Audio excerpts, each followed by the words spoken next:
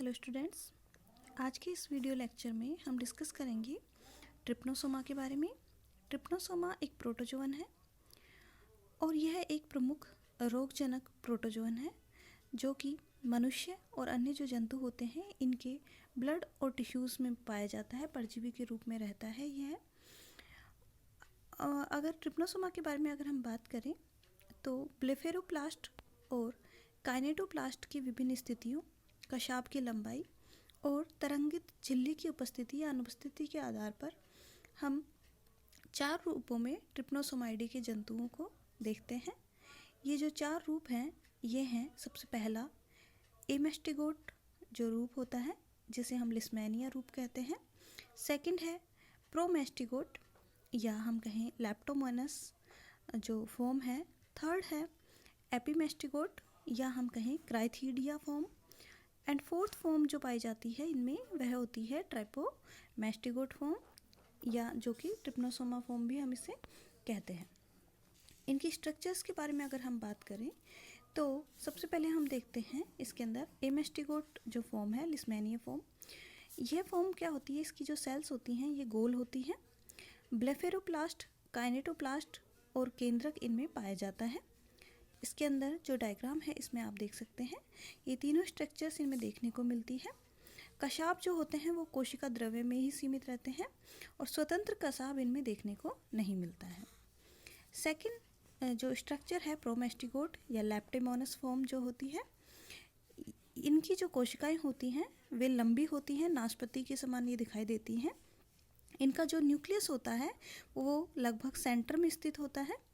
ब्लेफेरोप्लास्ट और काइनेटोप्लास्ट अग्रभाग में इसमें स्थित होते हैं। कशाप जो होता है इनके अंदर छोटा होता है, फ्लैजिला।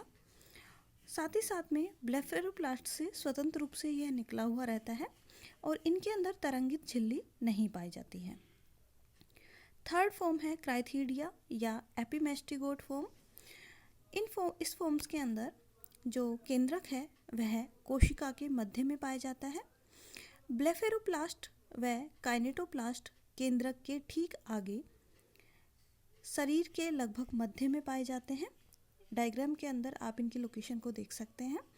कशाप जो होते हैं फ्लैजिला, ये अग्रतः फैला रहता है और इसका कुछ जो भाग होता है वह तरंगित जो झिल्ली होती है उससे संलग्न रहता है, तरंगित झिल्ली के द्वारा कोशिका से संलग्न रहता है।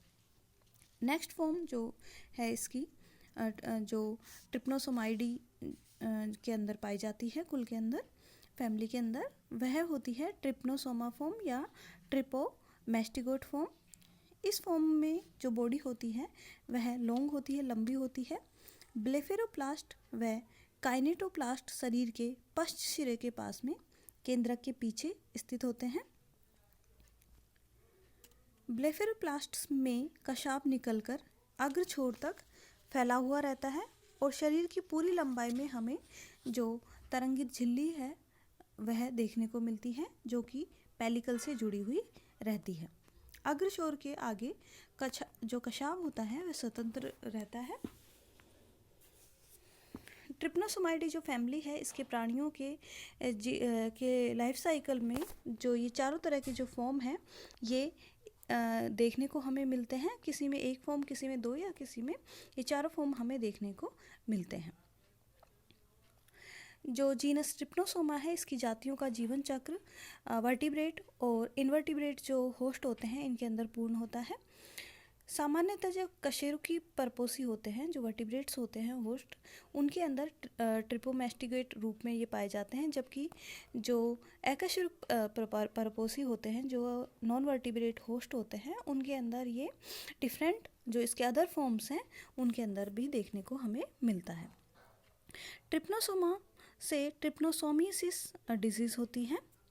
यहाँ हम अगर ह्यूमंस की बात करें तो ह्यूमंस में हमें स्लीपिंग सिकनेस जो डिजीज़ है वह ट्रिप्नोसोमा ब्रूसी के कारण होती है। ट्रिप्नोसोमा का क्लासिफिकेशन अगर हम देखते हैं तो यह फाइलम प्रोटोजोआ से बिलोंग करता है और उपसंघ जो यहाँ पे है वह है सार्कोमेस्टिगोफोरा। अधिवर्ग है मेस्टिगोफोरा, संवर्ग है जूमेस्टिगोफोरिया, गण है काइनेटोप्लास्टिडा। कुल जिससे ये बिलोंग करता है फैमिली है इसकी ट्रिप्नोसोमाइडी जीनस है ट्रिप्नोसोमा और स्पीसीज हैं ब्रूसी और सब स्पीसीज है गैम्बियंसी। यहाँ पे हम जो ट्रिप्नोसोमा जो है इसकी ट्रिप्नोसोमा ब्रूसी गैम्बियंस जो स्पीसीज है इसके बारे में स्टडी करेंगे।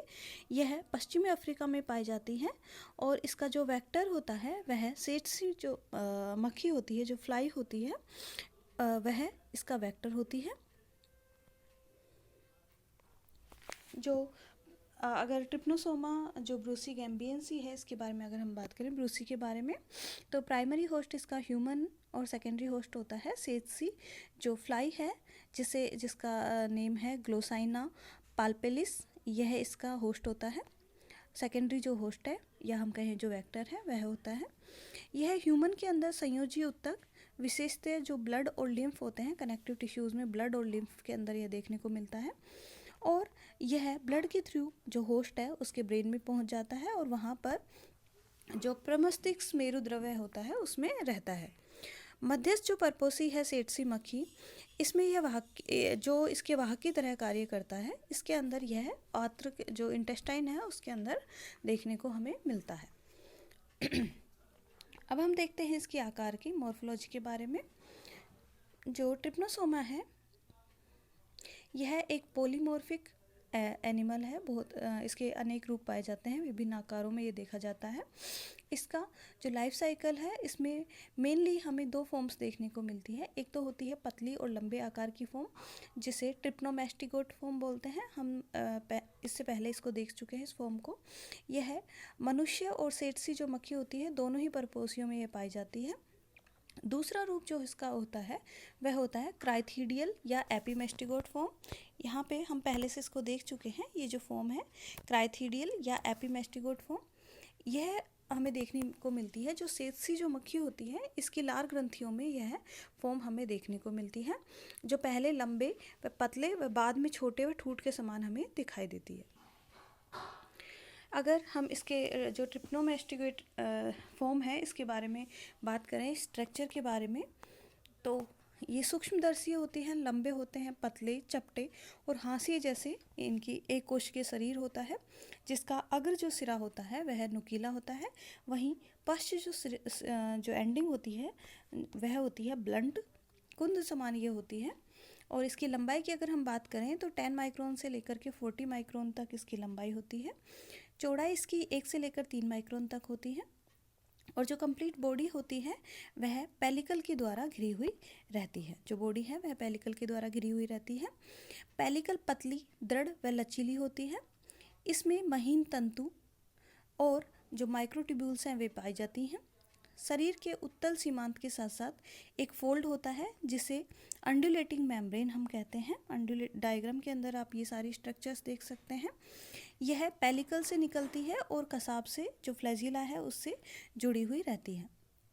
फ्लैजिला शरीर के पश्च भाग में स्थित एक आधारी पिंड ब्लेफेरोप्लास्ट से निकलता है। यहाँ से अग्र छोर तक यह फैला हुआ रहता है।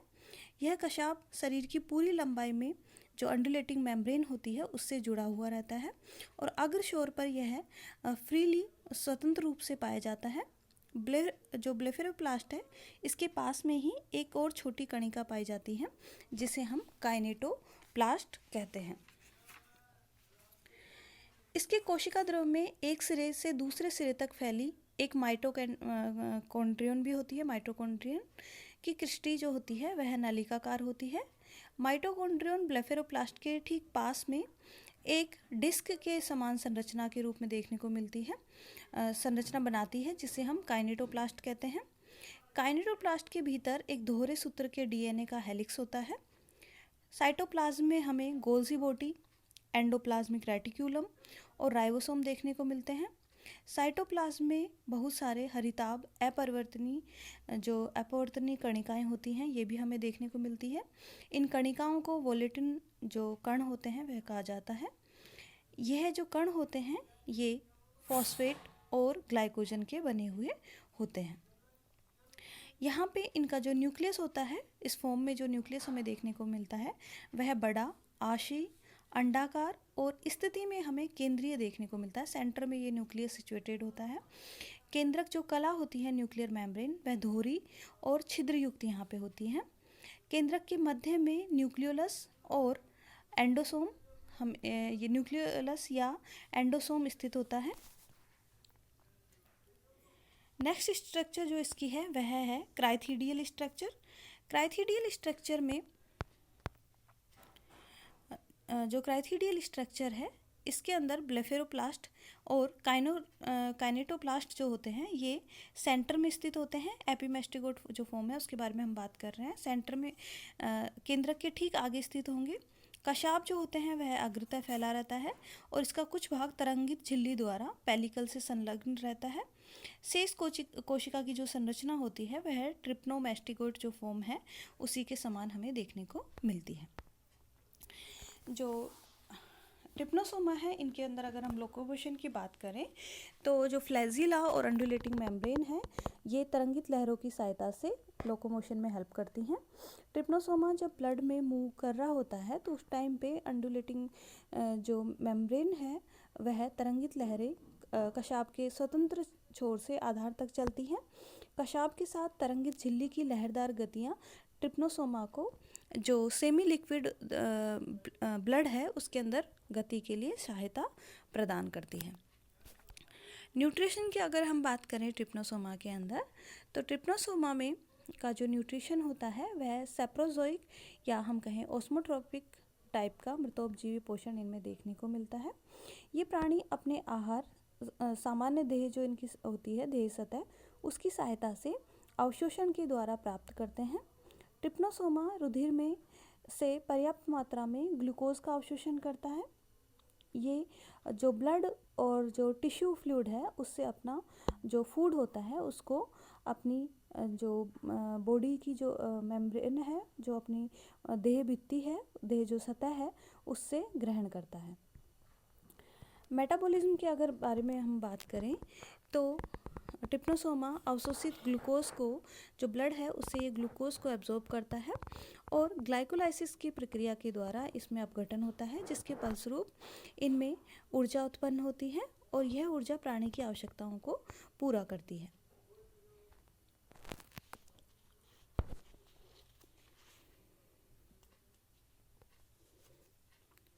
रिप्रोडक्शन के बारे में अगर हम बात करें तो ट्रिप्नोसोमा में जो रिप्रोडक्शन है वह लॉन्गिट्यूडनल बाइनरी फिजन के द्वारा जनन इनके अंदर होता है अनुदैर्घ्य द्विविखंडन की प्रक्रिया के द्वारा। इस प्रकार के विभाजन का प्रारंभ काइनेटोप्लास्ट और ब्लेफेरोप्लास्ट के डिवीजन से स्टार्ट होता है। सबसे पहले पुराना जो कशाब होता है वह एक ब्लेफेरोप्लास्ट से संयुक्त रहता है लेकिन जो दूसरा ब्लेफेरोप्लास्ट होता है उससे नया कशाब बनता है। इसके साथ ही जो केंद्रक है जो न्यूक्लियस है उसके अंदर भी हमें समसूत्री विभाजन देखने को मिलता है जिससे दो संतति केंद्रक विभक्त हो जाते हैं और इसके बाद में जो डिवीज़न हमें देखने को मिलता है वह मिलता है साइटोप्लाज्म में। इस प्रकार अगर हम सीरीज़ को देखें तो सबसे पहले डिवीज़न होगा काइनेटोब्लास्ट और ब्लेफेरोप्लास्ट में। उसके बाद में जो न्यूक्लियस है उसके अंदर माइटोसिस देखने को मिलेगा और एंडिंग में हमें जो साइटोप्लाज्म है कोशिका द्रव्य है इसके अंदर विभाजन देखने को मिलता है और यह जो विभाजन होता है वह शरीर के अगले हिस्से से लेकर के प्रारंभ होकर के जो पिछला जो छोर है वहाँ तक अनुदैर्घ्य रूप से बढ़ता हुआ चला जाता है और इस प्रकार हमें दो ट्रिप्नोसोमा प्राणी देखने को मिलते हैं।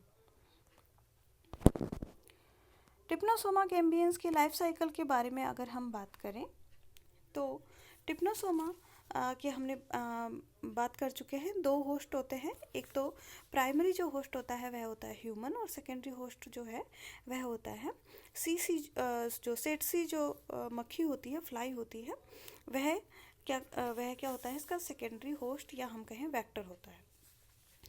जो सेटसी जो मक्खी है यह संक्रमित मानव का जब सेटसी जो मक्खी होती है यह जब ह्यूमन को किसी मनुष्य को काटती है तो इसके परिणाम स्वरूप क्या होता है कि जो ट्रिप्नोसोमा गैम्बियंस जो परजीवी है ट्रिप्नोसोमा ब्रूसी जो गैम्बियंस परजीवी है यह सेटसी मक्खी की लार ग्रंथियों से संक्रमणकारी प्रावस्था जो मेटासाइक्लिक जो इसकी रूप है, उसमें यह ब्लड के अंदर पहुंच जाता है, जो ह्यूमन का जो ब्लड है उसके अंदर पहुंच जाता है, प्रवेश कर लेता है। जो मक्खी की जो लार होती है, सलाइवा जो होता है, उसमें एक एंटीकोगुलेंट पदार्थ मिलता है जो रुधिर के स्कंदन को रोकता है, जिससे क्या होता है कि जो ट्रिप्नोसोमा की संक्रमणकारी अवस्था है वह बिना अवरोध के मनुष्य के रुधिर में प्रवेश कर जाती है। तो यह तो हो गई पहली स्टेज, इन्फेक्शियस जो स्टेज है उसके बारे में हमने बात करी। अब इस स्टेज के बाद में क्या होता है कि यहाँ पे डायग्राम के अंदर आप देख सकते हैं कि पहला जो फर्स्ट मार्किंग करके जो दिया हुआ है, इसमें क्या होगा, सीसी फ्लाई सेटसी जो फ्लाई है, यह क्या करती है, ह्यूमन को जब बाइट करती है तो उसके थ्रू जो मेटासाइक्लिक ट्रिप्नोमेस्टिकेट जो फॉर्म है यह ह्यूमन के अंदर ट्रांसफ़र हो जाती है, ह्यूमन ब्लड में। और इसके बाद में जो मेटासाइक्लिक ट्रिप्नोमेस्टिकेट फॉर्म है यह ब्लड स्ट्रीम में जा कर के यहाँ पे इसमें मल्टीप्लिकेशन होता है, और मल्टीप्लिकेशन बाइनरी फिजन के द्वारा यह दूसरे जो बॉडी फ्लूइड है उनमें भी पहुँच जाती है, विभाजन करके अपना नंबर बढ़ाती है, और ब्लड, लिम्फ और स्पाइनल फ्लूइड के अंदर ये पहुँच जाती है। जो ट्रिप्नोमेस्टिकेट है यह ब्लड के अंदर अधिक मात्रा में जब अक्यूट फेज होता है तो उसमें इनका जो नंबर होता है वह बहुत ज़्यादा बढ़ जाता है, और इसके बाद में नंबर बढ़ने के बाद में परपोसी प्रतिरक्षियों का निर्माण करता है, जो होस्ट है उसके अंदर एंटीबॉडीज़ का निर्माण स्टार्ट होता है। प्रतिरक्षियों की एंटीबॉडी की रुधिर में उपस्थिति की वजह से परजीवी द्वारा जो ग्लूकोज का अवशोषण है उसमें अवरोध उत्पन्न करते हैं। इसके परिणाम स्वरूप होता क्या है कि जो होस्ट के कोशिका द्रव में ग्लाइकोलाइसिस की जो प्रोसेस की जा रही थी वह रुक जाती है, जिससे ट्रिप्नोसोमा जो है उसके अंदर डिवीजन का जो प्रोसेस है वह भी रुक जाता है।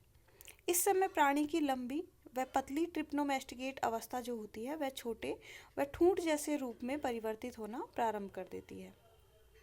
इस परिवर्तन के दौरान परजीवी में कुछ कम छोटे और अग्र छोर पर मुक्त परंतु छोटे कसाब युक्त मध्यस्थ रूप बनते हैं।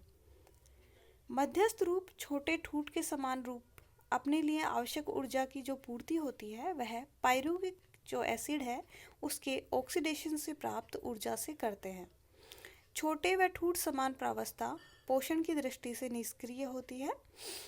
छोटे व ठूंठ समान ट्रिप्नोमेस्टिकेट अवस्था का आगे का परिवर्धन जो होता है वह सेटसी मक्खी में संपन्न होता है। सेटसी मक्खी में नहीं पहुंच पाने की स्थिति में ये ब्लड में ही क्या हो जाती है, इनकी डेथ हो जाती है। अब एक बार जब ये सेटसी मक्खी के अंदर ट्रांसफ़र हो गए हैं तो जब कोई सेटसी मक्खी किसी इन्फेक्टेड ह्यूमन को बाइट करती है तो वहाँ से क्या होता है, इनका जो ट्रांसफ़र है परजीवी का वह किसके में हो जाता है, सेटसी फ्लाई के अंदर हो जाता है, और ये रुधिर के साथ में छोटे और ठूंठ के समान जो फोम है वह मक्खी का जो मध्यांतर है, मिडगट है, उसमें पहुंच जाती है। मक्खी के जो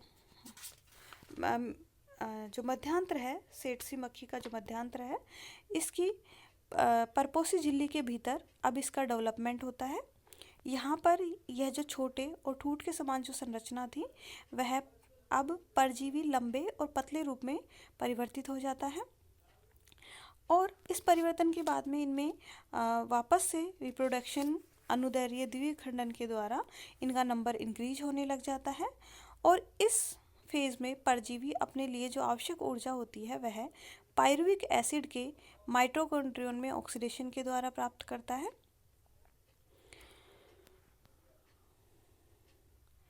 इस स्टेज के बाद में जो मिडगट है इससे लंबे और पतले रूप करीब 15 दिनों के पश्चात गिजर्ड की जो अवकाशिका होती है उसमें आ जाते हैं।